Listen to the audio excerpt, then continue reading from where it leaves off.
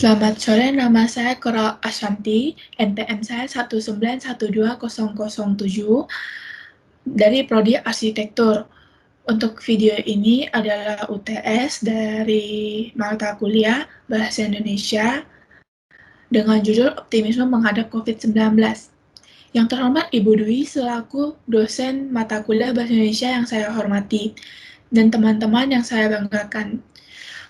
Pertama, marilah kita panjatkan puji dan syukur kepada Tuhan Yang Maha Esa yang telah memberikan rahmat dan hidayah kepada kita semua.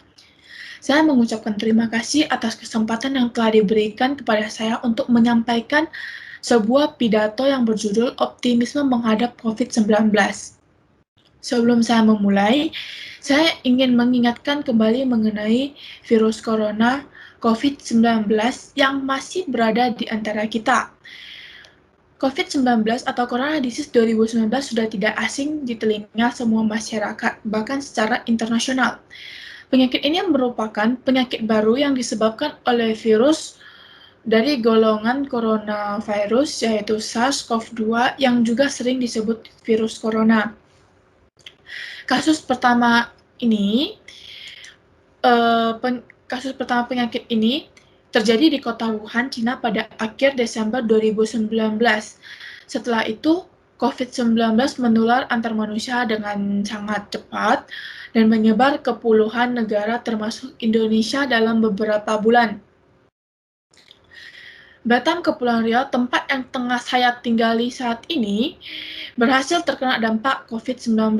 Dampak tersebut berefek ke semua orang tanpa terkecuali, baik itu pemerintah, pengusaha, karyawan, maupun yang lainnya. Ekonomi saat ini menurun drastis, tingkat pemasukan setiap orang juga ikut menurun. Ada sebagian karyawan kehilangan pekerjaan dan menjadi pengangguran tanpa pemasukan. Karyawan dirumahkan ataupun bekerja di rumah untuk menghindari kontak fisik dan menjaga jarak antar manusia.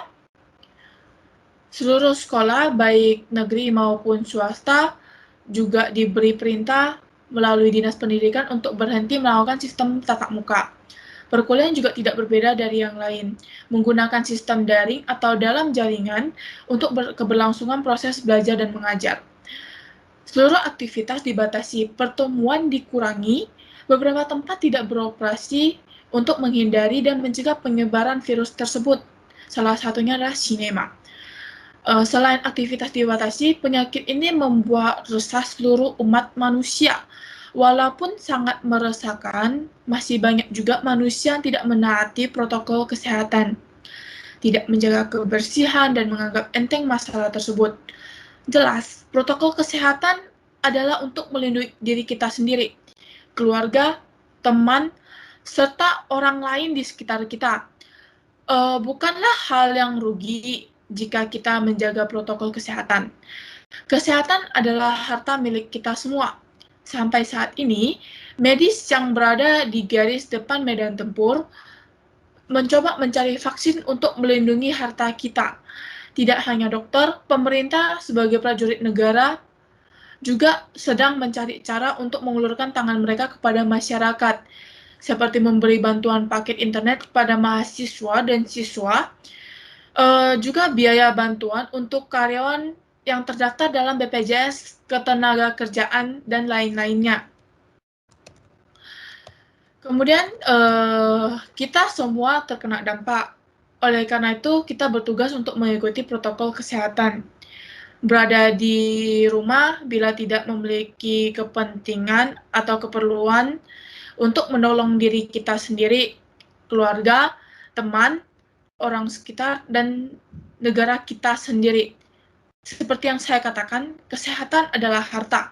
Tanpa harta ini kita tidak dapat bekerja, tidak dapat melakukan aktivitas seperti biasanya, mematahkan peluang bagi kita menuju ke tujuan masa depan kita sendiri.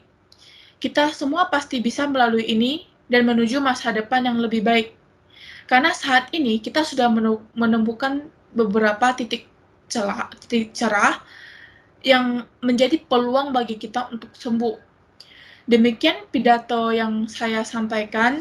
Apabila ada kesalahan dalam bertutur kata, saya mohon maaf. Saya mendoakan kita semua sehat, dan diberikan kemudahan.